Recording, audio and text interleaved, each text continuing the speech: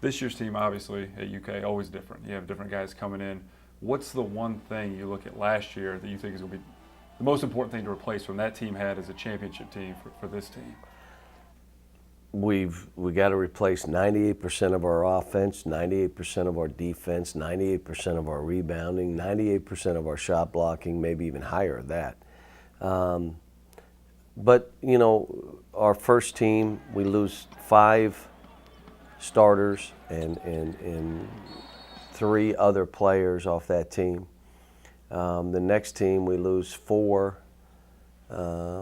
So the difference last year and this year, we had Terrence Jones, Darius Miller, and Deron Lamb.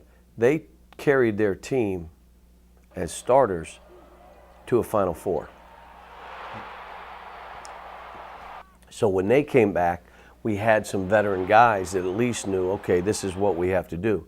Now we have Kyle Wilshire, who did not start 1 game last year. We're the only team in the BCS, those 72 teams, that comes back without one game where someone started.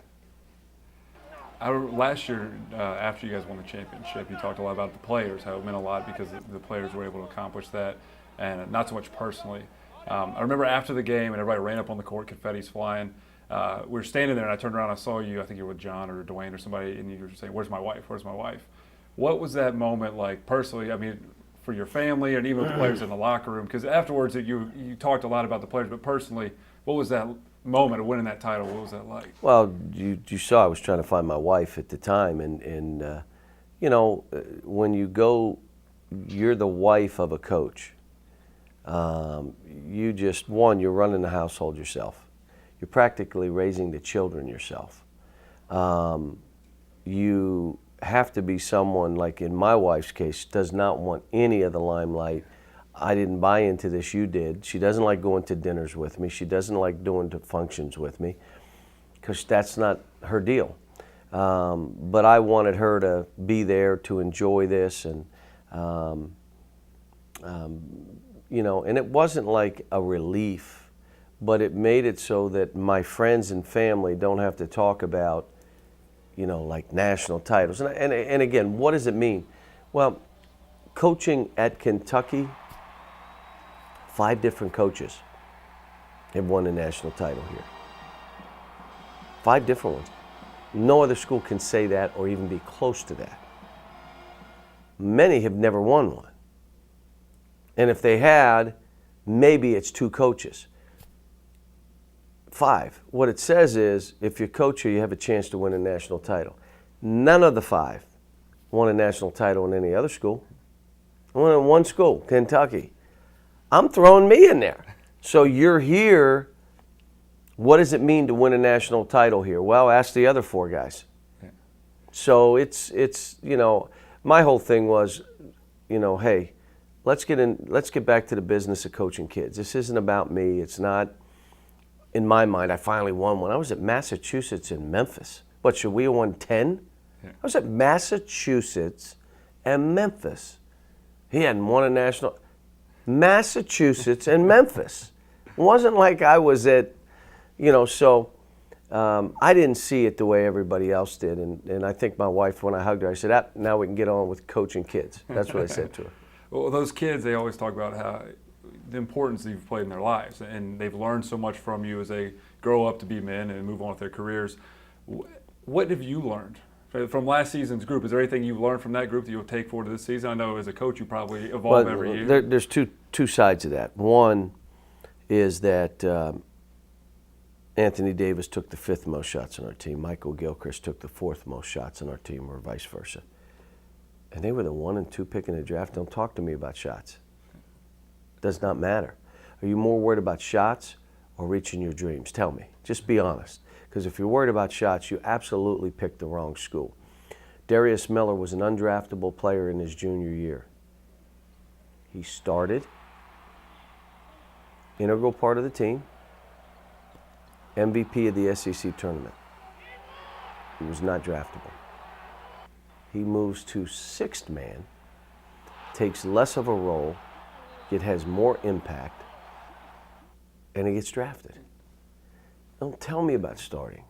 I mean, I just lived it. And for the rest of my career, those are stories that are easily told. Or Deron Lamb and a Terrence Jones who could have gone the year before, come back, yet are able to defer to young players, which they did.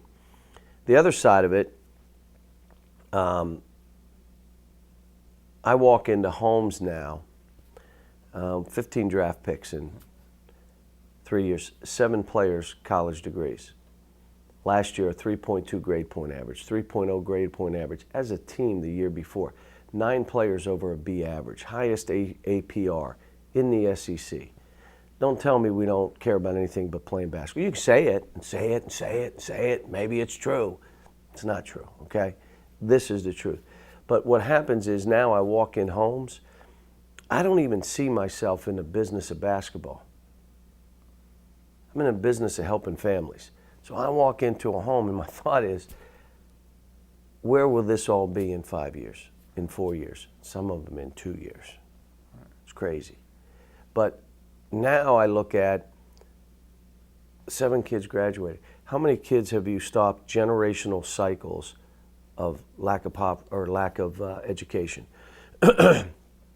Generational cycles of poverty. Generational now. Right. I'm not talking the last 5 years. We're able to help change that for this family.